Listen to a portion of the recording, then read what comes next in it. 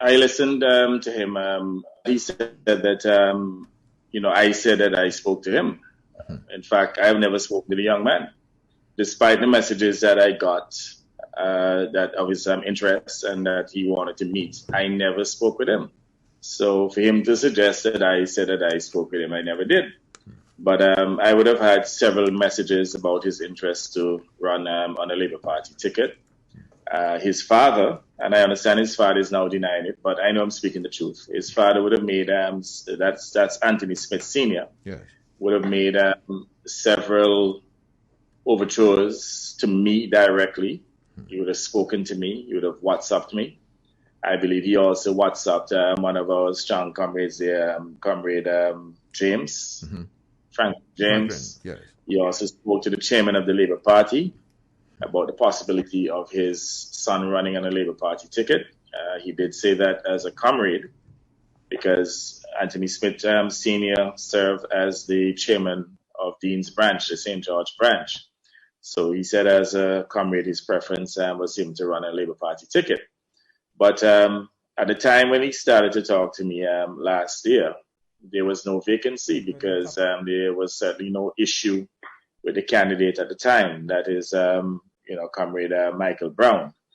I'm not necessarily saying that a vacancy has risen in that constituency as well, but because of the issues affecting Comrade Michael Browne, clearly, if he still continues, if he continues to be faced with those hurdles, then it potentially could create a vacancy. So there was no opportunity for me to have any discussions with anyone about running. But in any case, let's say in the event that Comrade Michael Browne was unable to run, we have far more viable options than Anthony Smith. In fact, I'll go as far as saying this, and I hope I don't upset anyone, but you all know that I'm a straight shooter. Comrade Lamin Newton is a far better option for that constituency than Anthony Smith. So why would I overlook Lamin and send message? Oh, you named it. Jupiter, you have a picture there of Penado? He says no. Yeah, go ahead. Your next break, I will look for it and send it to you all. All right. And clearly the guy not ready. He's a pipsqueak. And I wanted him to know that we really don't have an interest in him. If indeed we had any interest in Anthony Smith, clearly I'll treat information sensitively. We don't have any interest in him. He's not ready. He needs more development. He may have good prospects, but in terms of being ready for prime time, he's not. And when you look at his response, all he had to say, for example, it's not true, and move on. But I think he's afraid of those vicious people in the UPP. That, if he were to say yes, and clearly his father, I accept his father will also have to protect him by not admitting, because people like Harold Lovell and DJ Isaac and so on, they're so vicious, they'll cut his throat. Not that I'll have a problem with that. Not that I see him as a threat. It doesn't matter whether or not he runs yes or no, he's just not ready. Now, he made this assertion that he would have preferred to run for the UPP than the Labour Party. That is no possibility that he could have run for Labour because he's the antithesis of the Labour Party. When, in the first instance, his paternal family, practically all of them, Labour.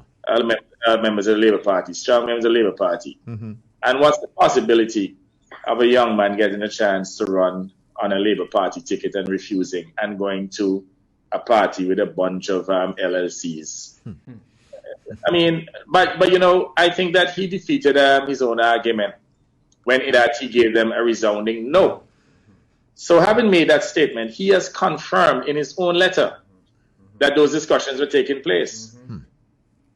So how can he call me a liar, but at the same time confirming that he had those discussions? The most he could have done is that he could have said that those individuals who brought back the messages, that they misled me, that instead of saying that he wanted to run, that they're the ones who may be representing their own aspiration for him, including his father.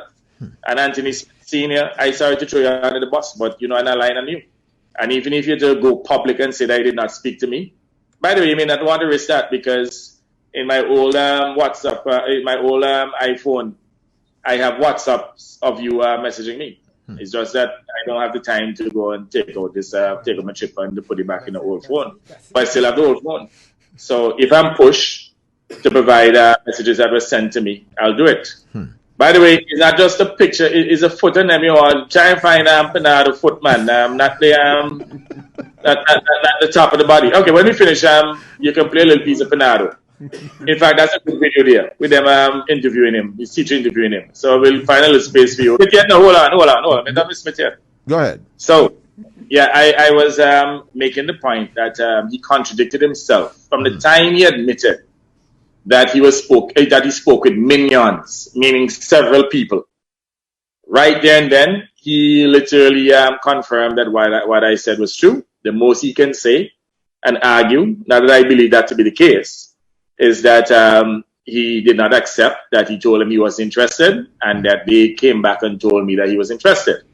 As I said, I sent you a text, Senator, of one of the messages, and I think that was the last one. That is why it's on my current phone, in which Franklin James would have messaged me with Anthony's father's number and so on. He wanted to talk to me urgently about his son running. And I said to him at the time, you know what, if your son wants to talk to me, let him come directly.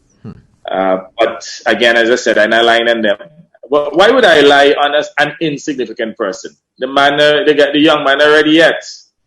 He needs to develop. By the way, you heard him on Observer Papi showing himself about the government must go to international financial institutions to borrow money to pay people stimulus. Can you imagine? So he's just not ready for prime time. And as I said, he's just a little pipsqueak looking notoriety. And I'm not going to spend any time on him, but I think that this guy, Panado, he looked just like Panado. So let Jupiter deal with him now. Well, Mr. Prime Minister, I can tell you this much. I have in front of me here evidence to point to the fact that what you're saying is true. And I can say this much to you. I've taken it upon myself to do my investigation. And what you're saying here, I don't have to come here and defend you on this one, because what you're saying is truthful. I have the evidence in front of me here. I mean, you can look at it. I'm not going to put it up. I'm going to give them a chance to let them run with it and see their response. But the evidence is there, Mr. Prime Minister. You're quite right with that. Okay. But why would I make a story like that? The guy is not even significant to us. And by the way, he said that we sent people to him. There's no vacancy, so how can we send anybody to him to talk to him? And saying that I would have sent my minions. Well, first of all, I don't have any minions. And by the way, is he also referring to his father as a minion? Because his father is one of the individuals who spoke to me.